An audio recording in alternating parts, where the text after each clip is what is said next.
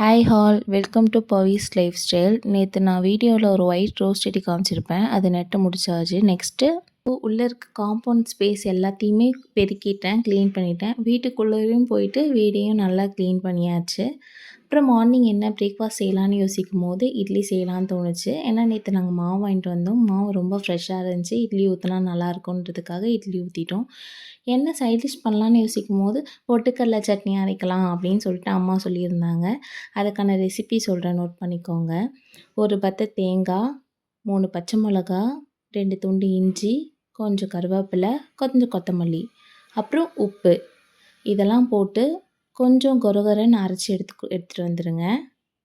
இதுக்கப்புறம் என்ன சேர்க்கணும் அப்படின்னா கொஞ்சம் சீரகம், உங்களுக்கு தேவைக்கு ஏற்ப பொட்டுக்கடலை, நீங்கள் எத்தனை பேர் இருக்கீங்களோ அதுக்கேற்ற மாதிரி பொட்டுக்கடலை சேர்த்துக்கோங்க.